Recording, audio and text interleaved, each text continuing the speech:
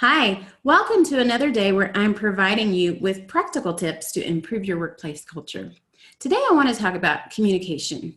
If you've ever done a survey at work, it's possible that the results said your employees want better communication. Well, that's a bit ambiguous in finding out what does that mean? What am I supposed to do with that? Do they want more communication, different communication? Do they want to receive it differently? Do they want different content? It's a bit difficult to figure that out, actually. So one way to do that is simply ask your employees, what is it that they want? Another way is to consider your employees and just how much is coming at them on any given day. So I have the facts for you here. According to a Nielsen report, we're spending about 1/2 of our day consuming content. That's 11 hours that we are reading, watching, listening, and interacting with media in some way, shape, or form. Perhaps it's your computer or phone or television or radio. And there are over 16 million text messages and 156 million emails sent on any given day. Well, that's quite a bit. In fact, if you think about how many text messages and emails you receive in one day, it's possible that your employees are receiving about the same. Now, when I worked in the office, I would get about 100 emails per day. And trying to sift through all of that and figure out what's important and what should I do with it, in addition to actually doing my job, was quite overwhelming. So in and of itself, if we can reduce the amount of emails that our employees are receiving or make them easier to understand, that should help.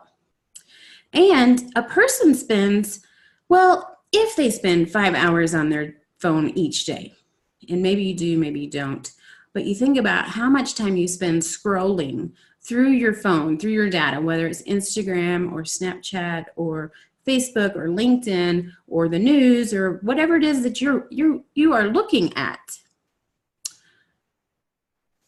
That scrolling distance with your thumb equates to the height of Mount Everest in 1 year. Mount Everest. So that's a lot of information that we are trying to filter through each day. Now, with my master's in business communication, we learned that when you write anything, it needs to have clear, concise, and easy to read content. It should be easy. So it's not necessarily that you want to dumb it down, but you don't want the information to be so hard that your audience has to think extra hard in order to understand it. So just make it easy.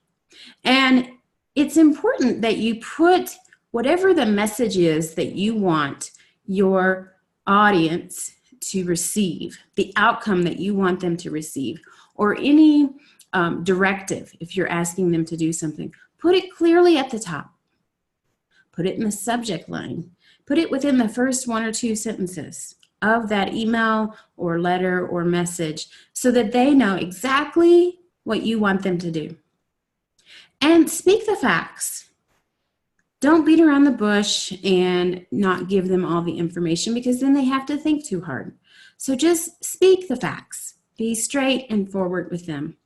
According to Albert Morabian in his communication study, 7% of communication is found in the written text. So if you're only sending an email, then that email is about 7% effective as to whether or not your recipient will understand the message. And think about how much written text we receive on a daily basis. It's truly just not that effective.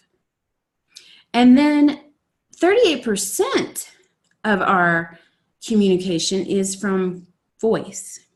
So if I'm only speaking to you through the phone, then it's better than a text.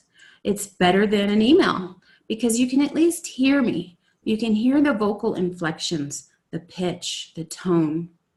You can hear if I'm excited, if it's urgent, if I'm sad. And you can't necessarily get that from a text or an email.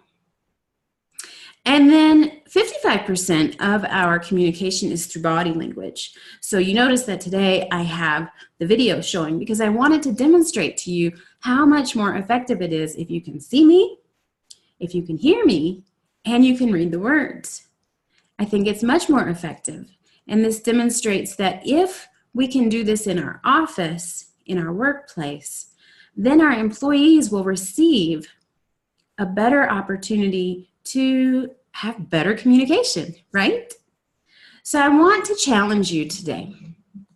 Think about all of the communication in your workplace. Start with the written communication. Is it easy to understand? Do you have the important information at the top? Is your subject line very clear? If someone off the street read this, would they understand what you're talking about? Or is the language within it too complicated? Is there jargon and abbreviations that some people just may not understand?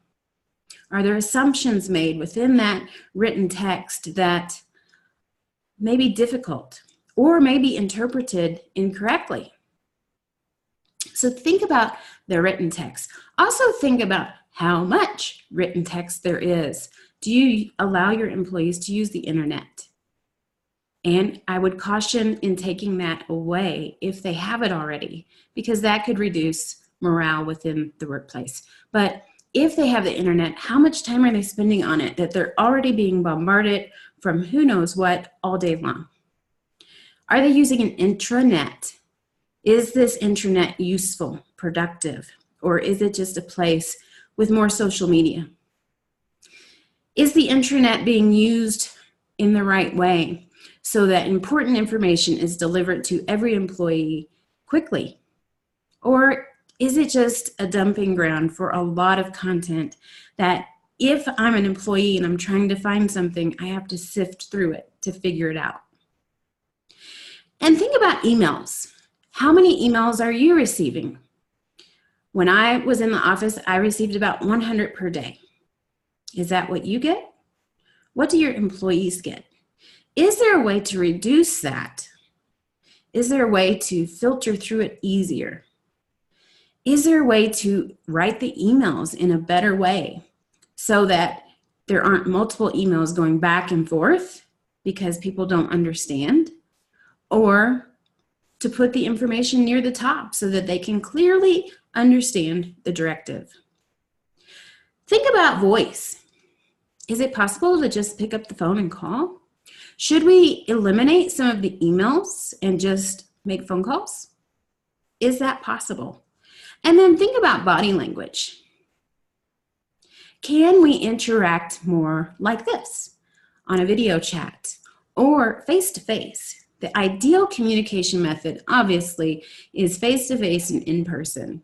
But if we can't do that, can we at least have meetings with some type of video camera so that we can see each other, we can see that they're paying attention, we can see their face in case there's questions, and we can see the body language.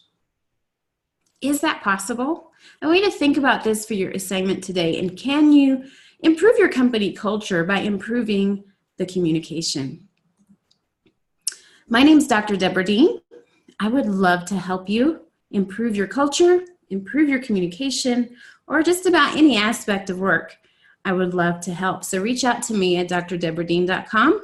There's a contact page. Fill it out, and I will get right back to you. Have a fantastic day.